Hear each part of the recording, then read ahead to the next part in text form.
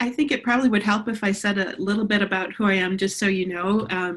I'm actually a Roman Catholic layperson. I've been on the faculty at Luther for 20 years now. I'm the professor of religious ed and practical theology there. I work on media culture and religious education. I'm the mother of 2 adult sons, a partner in a 30-year marriage. I live here in St. Paul, and all of those locations constrain and limit what I am going to share with you. Some people will say, does my political affiliation matter? And I want to say yes and no. It matters in that, yes, I'm involved in processes, but the specific choices I make are mine and shouldn't determine yours. I think we need to be present to our shared convictions, that engagement with civic life is a good thing, and that we should be helping each other to work through what that could mean. So my hope for this evening is to set the stage with some ideas and then leave lots of room for us to take some turns in small breakout groups for discussion.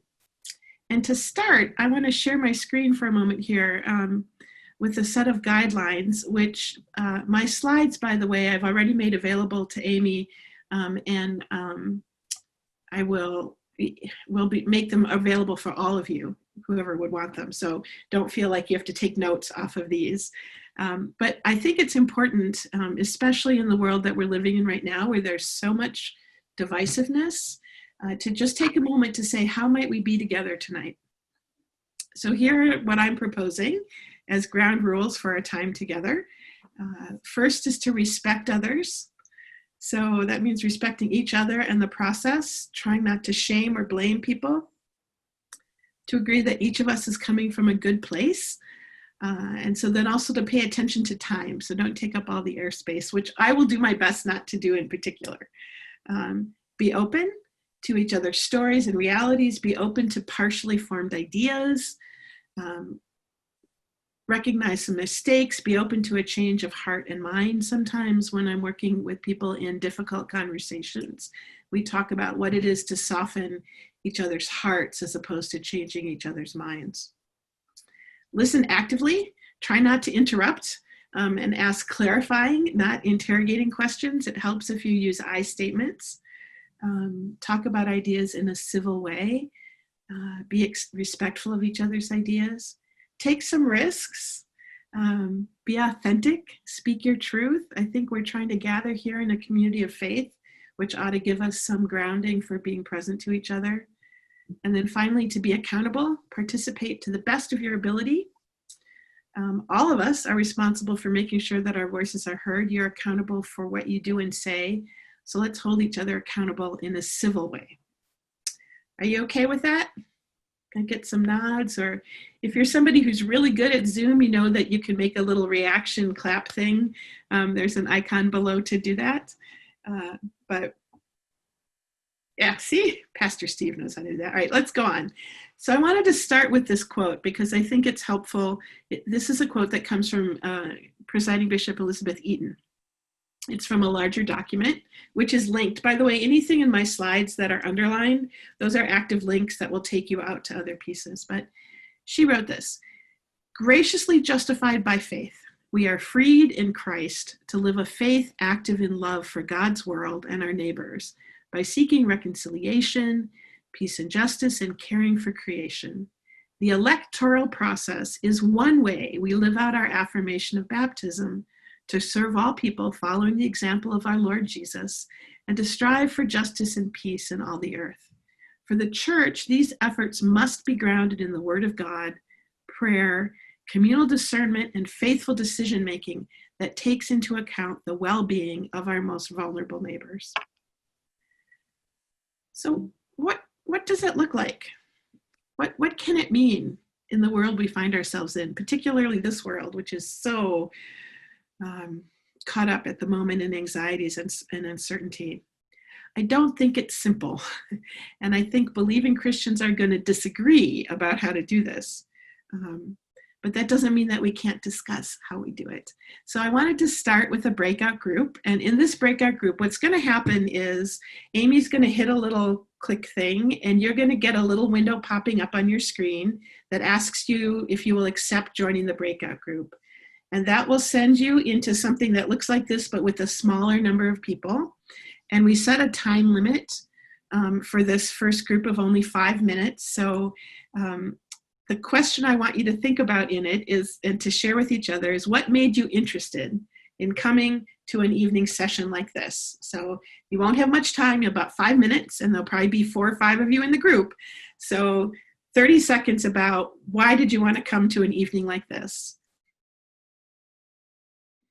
Welcome back. I hope that you figured out how to unmute yourself so that you could introduce yourself. Sometimes that's a little tricky.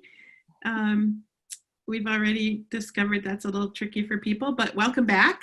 I'm going to go ahead and share my screen again so you can see this particular slide I have, which is an image of something we call the rhetorical triangle. There you go. Hey. Oh, there you are. You got back in. Yay. Finally. So here is something I want to say something briefly about, because I think in the middle of all the swirl and chaos of all that's going on, it's really helpful to think in terms of what we often teach at Luther. We call it the rhetorical triangle, that talks about 3 elements of how we do persuasion, if you will. One is logos, which is the logical or factual elements of persuasion. One is pathos, which tends to be the emotions, the affective elements, which are these days getting very much emphasized. And then one is ethos, or the credibility of the speaker and the values of an audience. So we enter into that kind of triangular space with some existing, what you might call cognitive biases. The first is that we tend to identify with those things that we believe enhance our vitality in the world, and we tend not to see stuff that's negative about them. So if you agree with somebody, or you are really excited about something, you're probably going to be open to engaging that. And it's going to be something that contributes to what you believe. At the same time, though, we tend to exaggerate the negative in those things that we find threatening, and we tend to do what we can to ignore them. And both of those processes, right? So believing the best of the things that maybe people who are close to us, or ideas that we're familiar with, and assuming the worst about people we're not close to, or ideas that we're unfamiliar with, those often are responses that are pretty unconscious, and our actions tend to flow from them. And of course, in the world we're in right now, we have news media, right? And news media in the US are funded primarily as a profit-producing activity. It used to be that the news media themselves, in the larger scheme of the ecology of media, were the loss leader for the entertainment divisions. But that's not the case anymore. And basically, our information media get funded by what gets eyes, what keeps your eyes on the screen, what keeps you clicking through in Facebook, what keeps you reading an article in the newspaper. And of course, one of the challenges with that is that anger and anxiety will often keep you riveted, whereas thoughtful complexity, or beautiful stories, or calm, often people will skip right over. Additionally, talking heads are cheaper to produce than investigative journalism. Oftentimes in the old days, when I was growing up, reporters would be sent out on stories, and they would spend months perhaps doing investigating work, and maybe there'd be a story at the end of it, and maybe not. That was the loss leader part of news in the ecology. These days, they often don't get that opportunity, and if you've watched what's been going on, even in the Twin Cities, all sorts of journalists have been laid off in all of our major outlets. We're having a very hard time funding any kind of news gathering. And I think probably further, it's worth noting that we tend to identify with those we perceive as advancing our own interests, and pay less attention to those that are contradicting or conflicting them. And when the algorithms in social media, if you happen to be in Facebook or Instagram, or all of those places, the algorithms amp up stuff. So if you happen to be looking at something in news media and you click on it and you read the whole story, the little equations in the background of those sites are going to next serve up to you something that is even more outrageous in that kind of angle, because it will keep you involved. all of that contributes to some really problematic elements of how persuasion operates. In particular, if you think about your faith, if you think about religion, faith is a pretty intimate form of knowledge, and the telos of religious knowing, right? That towards which we are drawn, that towards which we engage, has a very different time scale to it, right? We're thinking about eternity. We're thinking about the kingdom of God. Religion further is shaped by practice and family and context, and also embedded in all of these news-mediated spaces that we find ourselves in. The combination of the rhetorical triangle and media with religion is combustible. And I think you've probably seen some of that already. You may have seen it in some of the reporting on the outside actors that are trying to influence us. If you haven't seen the documentaries, the Social Dilemma or The Great Hack, those are two very interesting film documentaries that have come out in the last year or so that you can get on Netflix. Part of what they demonstrate is that pathos and ethos comes to dominate instead of logos. So instead of thinking about what might be the shared reality that we inhabit, facts that we can all observe, we tend to retreat into like-minded spaces. Partisan divides emerge that make it very hard to have thoughtful engagement. I imagine you've probably experienced some of that over the last couple of weeks, at least, if not the last several years. Fear and anger began to permeate our public spaces, leaving little room to practice compassion or curiosity, both of which are at the heart of what we talk about in our faith. So what can we do, right? That's a really big question. What can we do? One of the things we can do is invite wonder and explore complexity.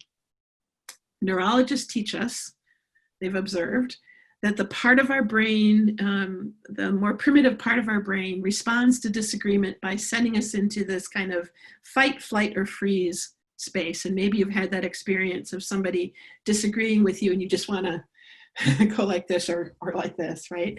But there's another part of our brain that can actually overcome those more primitive impulses. And that part of the brain is activated by wonder. So the more that we can live into a stance of wonder, the better off we're going to be. And one of the things that researchers have taught us, and these ideas on this slide come from an article that's linked, Amanda Ripley, the text at the bottom gives you the link to it. They talk about things like, how do we do this? How do we share complexity in the middle of all of this political strife? Well, we might try actually amplifying the contradictions in our own sense of what's up. I will give you an example for myself. When Ruth Bader Ginsburg died and the president moved immediately to nominate somebody, he nominated a jurist in the Catholic space who's very well respected, Amy Coney Barrett. And I found myself caught up in frustration that 4 years ago, the Senate was not willing to hold hearings on a previous president's candidate. And this time around, they were nominating somebody immediately. Okay, the hypocrisy of that bugged the heck out of me. On the other hand, they're nominating somebody who is actually a very esteemed jurist in the Roman Catholic world, right? So I've got some contradictions in my own way of responding to some of this. So amplifying those contradictions, recognizing them, realizing it's not just an either or thing can help. Widening the lens can help. One of the most important things we can do is listen more and better, because human beings need to be heard before they will listen. This is maybe something you've heard around adolescence. We will often teach at Luther that young people don't care what you know until they know that you care, right? So how do we do that? How do we amplify some of that? Can we expose people to the other tribe, whatever that other tribe is? Can we counter confirmation bias, which is basically saying, I'm going to tend to believe what confirms what I already know, as opposed to being open to something that will question my stance. How do we ask questions that get at people's motivations? How has this conflict affected your life, for instance? What do you think the other side wants? What's the question that nobody is asking in the middle of this? That'll be a really interesting question to ask tonight, actually, in the debate. What questions are nobody asking? But anyway, what I thought we could do now is again move into a breakout group, and this time think about how we might do this with faith. Think about how one element of your faith interacts with citizenship. So citizenship is a pretty broad category, but think about a story you could tell that has something to do with your own faith and how it interacts with citizenship. And this next chunk of stuff that I want to talk about has to do with how do we make sense of this in light of our faith, particularly our Lutheran faith, because, and I did mention at the beginning that I'm a Roman Catholic, but 20 years on a Lutheran faculty has taught me a lot about being Lutheran, and there's a lot about being Lutheran that I really appreciate. So that's kind of where those are the theological pieces I'm drawing on for this. So let me also share my screen again so that we get the words in front of you. The first thing is that we have to start by refusing to live in only fear, apathy, or anger. Actually, I heard a great quote this morning. I didn't have time to change this slide, but Rabbi Michael Latz, who's a rabbi in Minneapolis, was speaking to a group of people in a multi-faith space, and he was saying, despair is the elixir of tyranny. So we need to avoid despair, right? So how do we do that? Well, among other things, we're called by the specificity of our faith to engage in voting. It's not something to do lightly. It's not something to just forego. And it's our faith convictions that help us to stay grounded in doing so and to stay hopeful in the midst of these challenges. So, for instance, here are some what we might call characteristically Lutheran leanings. Some of you may know Mark Edwards, formerly president of St. Olaf, dean at Harvard Div School, I think. Anyway, here are some things that he has identified as being characteristically Lutheran. The first is an emphasis on living the distinction between law and gospel. Now, some of you, I hope, are familiar with the way in which Lutherans talk about how God calls us. The gospel calls us deeply into love of neighbor and love of ourselves. And the law convicts us of all the ways in which we are sinful and broken. But the gospel pulls us beyond that, right? There's an emphasis in Lutheran teaching in particular on the goodness of embodied and ordinary life and in the way in which the embodied and the ordinary mediate God's self-disclosure. Okay, that's a lot of big theological language, but it's a way of talking about how the finite can bear the infinite, right? How our God is a God who incarnated. Our God is a God who came to us in the form of an infant, the most vulnerable of human beings. There's also an emphasis in Lutheran thought on history, with a special deference to the Lutheran confessions of the 16th century and to the teachings and person of Martin Luther. So how does that help us? Well, for instance, here are some language. Lutherans following Luther confess that human beings are at the same time righteous and sinful. Maybe you've heard this phrase, simul justus et peccator, right? Martin Luther noted, quote, a Christian is a perfectly free Lord of all, subject to none, and a Christian is a perfectly dutiful servant of all, subject to all. It's a really nice paradox there, right? Free Lord of all, subject to none, and perfectly dutiful servant, subject to all. Okay. Once free from the law by grace through faith, we Christians should voluntarily subject ourselves to the law for the sake of the neighbor and undertake service to others, not for any reward that such service might be thought to merit, but out of spontaneous love and obedience to God, right? So our sense of God's overwhelming love draws us out into service for neighbor. There's so much right now swirling around the world, whether it's the COVID pandemic or it's racial injustice or it's all sorts of other stuff that make us want to pay attention only to ourselves and our individual needs and our individual anxieties. And part of what the gospel teaches us is that in loving, we love outward, right? It's the love that God gives each of us draws us out. The Christian lives, this is again, Mark Edwards, lives simultaneously in the kingdom of the world and in the kingdom of God, simultaneously subject to both the secular government and the spiritual. So this is, you may have heard this as the two kingdoms theory, right? Which has to do with, it's important, Lutherans theologize, Lutherans think about what it is to be a citizen, both as we owe love to neighbor and service to neighbor, meaning we owe investment in and allegiance to what governs us in the civic realm, at the same time as we honor and obey, right, God in the spiritual realm.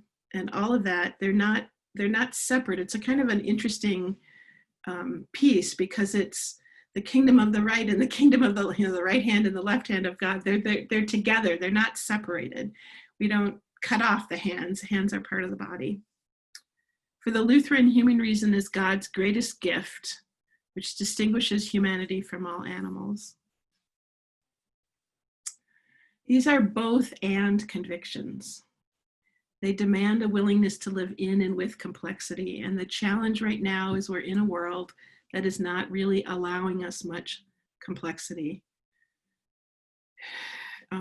We're not given much experience. We're not given much practice. In fact, all that swirls around us wants to convince us that we should be living in simplistic spaces. One of the things Mark Edwards says that I really appreciate about a Lutheran approach to this is, because of their critical acceptance of the secular, Lutherans need to be particularly sensitive to boundary conditions where secular reason is prone to err badly. And this is precisely the intersection where our current polarization, as well as an emphasis on the emotional response, right, the pathos and the ethos, can obscure human reason and cause us to err badly. Okay, this is a very long quote, but I couldn't resist.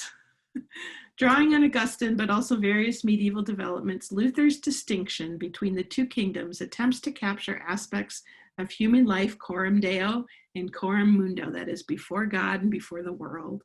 The world includes not only government or secular authorities, but everything else necessary for living in the world, including education and the institutional expressions of the church.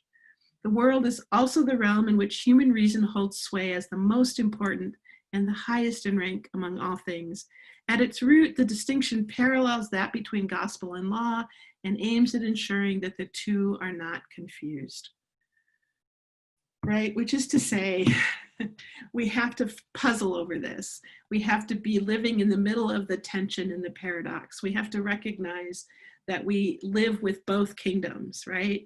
And that in some cases, whenever we find ourselves being drawn into feeling that should only focus on one, that's the point in which we really ought to start listening and saying, wait a minute, what about what God is calling us to? Or for that matter, if we're only living in a notion of the spiritual, what is the world demanding of us? And this is where we need to rely on God's grace, drawing us to our neighbor, and refuse a narrow understanding of what constitutes the world. Here's a quote I like a lot. If your religion seems to separate you from those who are not of your faith, be assured that you don't understand what you think you believe in, right? And I think that this is one of the pieces right now that, particularly in the world all around us, where fear and uncertainty and anxiety and outrage and all of that stuff is combining with our cognitive biases to push us into little spaces where we cling to only that which we are familiar with. That's the space at which God says to us, okay, I'm going to blow that open, right? That's the space in the parables. I think even on Sunday, I don't know if this was the same in your lectionary, actually, because sometimes the Catholic lectionary gets a little different, but in our church service, we were hearing the gospel, the story of the man who had told his son to do something, and the son said no, but then went and did it. And he told his other son to do something, and the son said yes, and didn't go and do it, right? So these parables that open up this notion of all of our contradictory impulses as human beings, and where is God in the middle of that? How does God draw us out beyond that? So here's where I want to put you into another breakout group, yet a third one. This will be the third breakout group, and then we'll do some large group stuff to harvest. This time the question is, what's a big question that you struggle with as you think about your faith, which this is a Lutheran church, but I don't know, maybe not all of you are Lutheran. What's a big question that you struggle with as you think about your faith and citizenship together? A question here. So this is not about answers. This is about what are the challenging things you're struggling with. So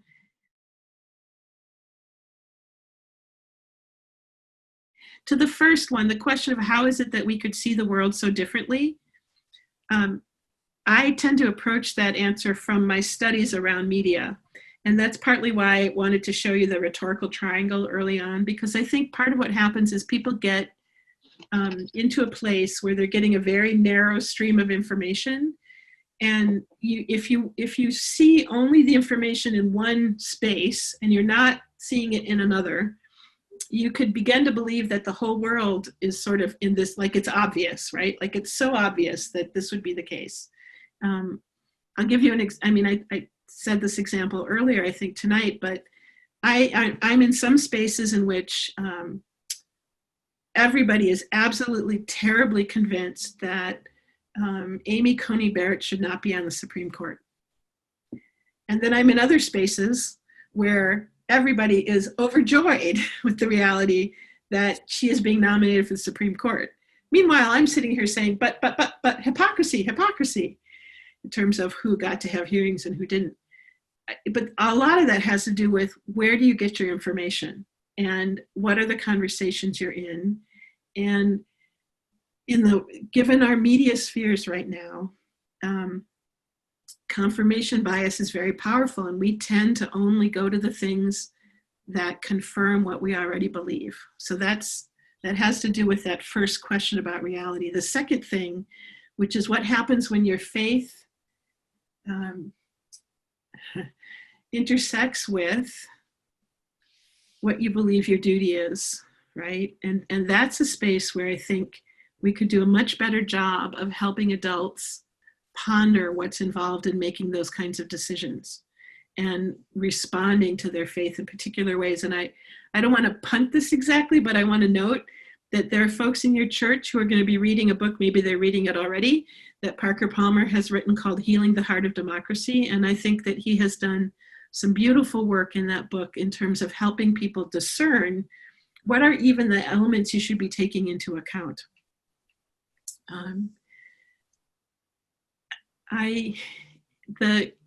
How a Catholic would answer that question is a little different from how a Lutheran would, because in the Catholic context, we have some very specific teachings about conscience, and it's a little bit muddier in the Lutheran context. I kind of appreciate the muddiness, actually, the complexity in the Lutheran context. And of course, there are people who will say, I may break the civil law and I will stand the consequences of breaking the civil law because God has called me to do this, right? That's actually a really good example, because when I was doing my doctoral studies at Boston College, which is a Jesuit university, I was very mad at the Pope at the time. I can't even remember why I was mad at the Pope, but I was mad at him for something. And one of my friends pointed out, one of my Catholic friends who's a nun pointed out that in the Catholic context, you have to listen to the Pope. It doesn't mean that you're going to necessarily, your informed conscience might still make you choose to do something different. But she said, look, it was the Pope who actually called on priests at the time to free their slaves. There were priests who owned slaves in the United States. And it was the Pope in Rome who was saying, no, you can't do that. So she was making the point to me, just because you disagree with him now, there'll be some other times when you might agree with him, which of course is what you're seeing happen in the Catholic Church now, because there are people who very much liked our previous Pope and don't like our current one. But in the Lutheran context, the goal here is really to recognize that secular reason is an important resource. So thinking through, and I can do this quickly. I'll share my screen. In the slides, I have for you towards the end of my slides a bunch of links that are ELCA documents. And the latest one was just published in June. It's called Government and Civic Engagement in the US, Discipleship in a Democracy. So the ELCA continues to try to put out resources to help you bring secular reason and theological reason to bear together on questions that arise. So I think there are resources there. One of the things, and actually, I don't know what was in the paper that said the single issue. I mean, one of the things the US Catholic bishops are very clear about, and I think also the ELCA bishops are very clear about, is that voting on a single issue, making a decision based on just one issue, is not taking seriously the breadth of our faith commitments and how we ought to be engaged in civil society. And I know that it is true. If you go back to the rhetorical triangle, there are certain people that want to play on our emotions. And one of the ways to play on our emotions is try to create groups that are very different from each other. And then, okay, if you're going to be part of the Catholic Church, you have to understand it this way and do this. That's not actually what the bishops say. However, the media pick it up in certain ways, or a particular priest says something and it makes a big splash and the media cover it, makes everybody angry. That gets eyes. That is the kind of, you see it. Actually, our current president, President Trump, is very effective at using Twitter because he can garner attention through what he says directly through Twitter. And the media tend to cover it, even if in some cases what he says isn't factually true. That's really not the point. The point is to mobilize constituencies of people, and he does that supremely well. I have to be honest, there are ways in which I find that really problematic. But I think single issue voting is something that has been a part of our political process now for probably, several decades, and it hasn't helped us much. But what it means to live in the complexity of making these decisions, and who can you talk to about them, and how do you work through, that's where I think having newspaper endorsements and union endorsements and conversations in a church forum, and you do a lot of things and then you make a decision. There's a lot in our media sphere right now, in our media ecology, that makes it very difficult. I spend a lot of time with people trying to help them think about what are their practices of news gathering, right? Like, what's your news diet? If you're only watching one channel on TV for your news, that's not going to give you very good information. But maybe you don't have a lot of time, right? Maybe you have 20 minutes in a given day. So what could you do in 20 minutes? You could do 10 minutes of looking at news headlines on the web from newspapers you trust. You could listen to 10 minutes, of a podcast. You could spend 10 minutes reading a long form magazine. Having a varied diet in your news gathering would also help you have a more complex stance. But we are so heavily marketed to and so heavily turned into little constituencies that you kind of fall into it by default. And we have to make an intentional effort to move beyond those default patterns. And that's hard. That's where I think churches could do a great job of actually create convening spaces where we can talk to each other across vast differences and still be in relationship.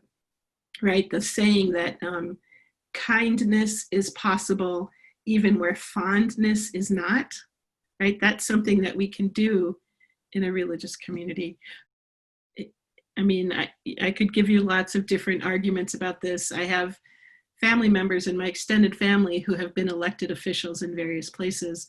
The kind of money that goes into electoral politics right now, and the ways in which people have to raise that money and all the rest of that, contributes to a very divisive situation. And It's complex, and I don't think it's going to be easily taken apart and changed. But I do know, because I've seen it happen person by person, that you can have thoughtful conversations with people if you can create a space in which people can get over their fear of what you're going to think about me, like you're going to shame me, or you're going to judge me, or you're going to, right? There's a lovely book by a woman named Urshad Manji called Don't Label Me, which I commend to you.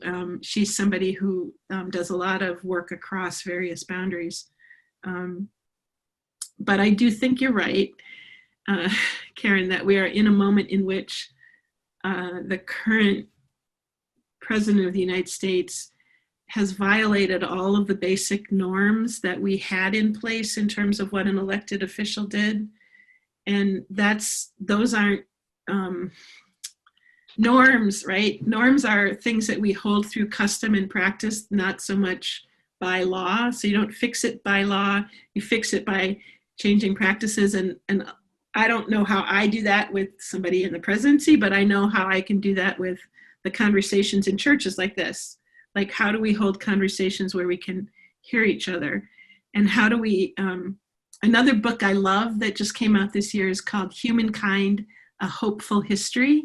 And it talks a lot about the ways in which humans actually long to care for each other. And it gives lots of specific examples through time.